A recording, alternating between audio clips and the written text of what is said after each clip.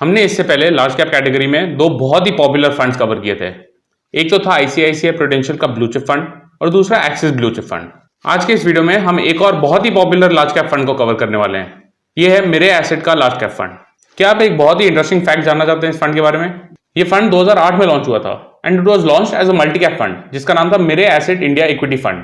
2019 मई में जाके इस फंड को रिकैटेगराइज किया गया and it was put in the large cap space. इसका नाम भी बदलकर Mirae asset large cap fund रखा गया। आज के इस वीडियो में हम Mirae asset large cap fund की इन्वेस्टमेंट स्ट्रेटेजी की बात करेंगे, इसके फीचर्स की बात करेंगे और साथ ही साथ आपको यह भी बताएंगे कि आपको इस फंड में इन्वेस्ट करना चाहिए या नहीं करना चाहिए। So do keep watching this video till the very and.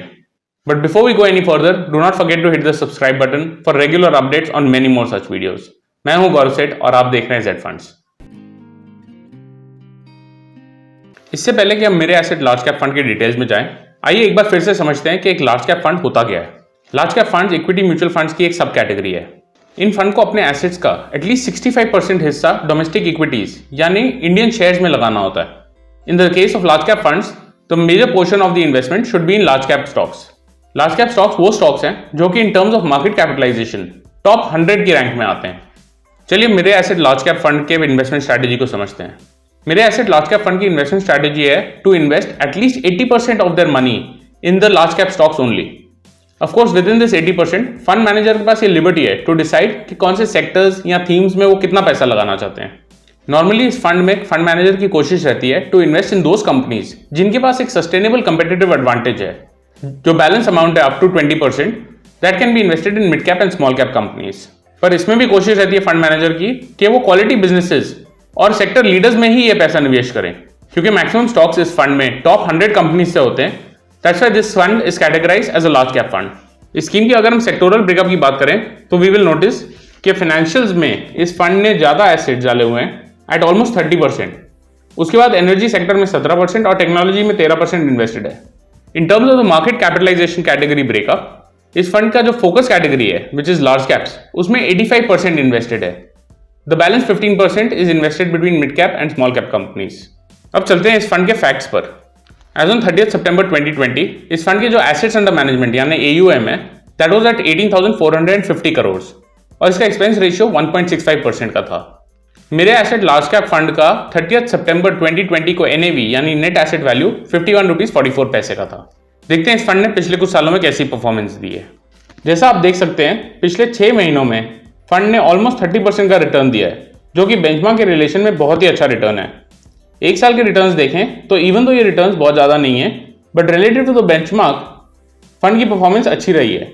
In the longer period 5, 7 और 10 साल के पीरियड में the fund has perform very well. But क्योंकि ये फंड 2019 के पहले एक मल्टी कैप फंड था, तो इसको लार्ज कैप के बेंचमार्क के साथ कंपेयर करना सही नहीं रहेगा। अगर आपने 5 साल पहले इस फंड में 1 लाख रुपए इन्वेस्ट किए होते तो आज उसकी वैल्यू बढ़कर 1,61,000 रुपए हो गई होती। And in case you were investing through the SIP method और आप 10,000 रुपए हर महीने लगा रहे थे, तो आपके जो टोटल 6 लाख रुपए आज तक इन्वेस्टेड होते उसकी वैल्यू आज बढ़कर 7,57,000 रुपए हो गई होती। हाउएवर डू रिमेंबर कि पास्ट रिटर्न्स कभी ये नहीं बताते कि आपको फ्यूचर में भी सिमिलर रिटर्न मिल सकते हैं। इस फंड में जो मिनिमम लमसम अमाउंट अलाउड है फॉर इन्वेस्टमेंट वो 5,000 रुपए का है। इसकी कोई भी अपर लिमिट नहीं है। इन case you prefer investing through the SIP method, तो जो मिनिमम इन्वेस्टमेंट अमाउंट है वो 1,000 रुपए पर मंथ है। मोस्ट इक्विटी फंड्स की तरह इस फंड पर भी रिडेम्पशंस पर कुछ एग्जिट लोड्स लगते हैं। इन केस आप यूनिट्स परचेज के 1 साल के अंदर बेच देते हैं, तो जितने भी आप यूनिट्स बेचेंगे उन पर 1% का एग्जिट लोड लगेगा। इन केस आप यूनिट्स को परचेज से 1 साल से ज्यादा तक होल्ड करके रख लेते हैं, तो इस पर कोई भी एग्जिट लोड नहीं है। लास्ट में बात करते हैं मेरे एसेट लार्ज कैप फंड में जो गेन्स होंगे उन पर एप्लीकेबल टैक्स रेट्स की। क्योंकि ये फंड प्रिडोमिनेटली इक्विटीज में इन्वेस्ट करता है, तो इस पर जो टैक्सेस लगेंगे वो इक्विटी की तरह ही लगते हैं। अगर आप यूनिट्स को 1 साल के अंदर बेच देते हैं, तो जो टैक्स लगेगा आपको वो शॉर्ट टर्म के बेसिस पर लगेगा, which is at 15%। In case you hold your units for more than 1 year, तो आपको जो टैक्स रेट्स लगेंगे that will be as per the long term capital gains tax, which is at 10%। लेकिन ध्यान रहे, ये 10% भी आपको तभी लगेगा अगर आपके total gains with in 1 financial year is more than 1 lakh rupees. क्योंकि ये फंड अपना पैसा इक्विटीज में लगाता है, तो इस पर रिस्क फैक्टर तो है। हाउएवर मिड कैप और स्मॉल कैप फंड के मुकाबले इसमें वोलेटिलिटी लोअर रहती है। ये फंड उन इन्वेस्टर्स के लिए सूटेबल है जो कि अपना पैसा बड़ी कंपनियों के शेयर्स में लगाना चाहते हैं। इसमें छोटे कंपनीज के मुकाबले वोलेटिलिटी भी कम है और लॉन्ग टर्म में अच्छे रिटर्न्स देने की क्षमता भी है।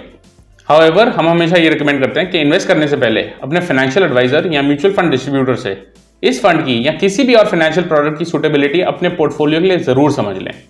आई होप आपको ये वीडियो इन्फॉर्मेटिव लगी। In case you have any comments or questions, please feel free to post them in the comment section below or on our website zfunds.in. Please do not forget to hit the subscribe button for regular updates on many more such informative videos. Thank you for watching Z Funds.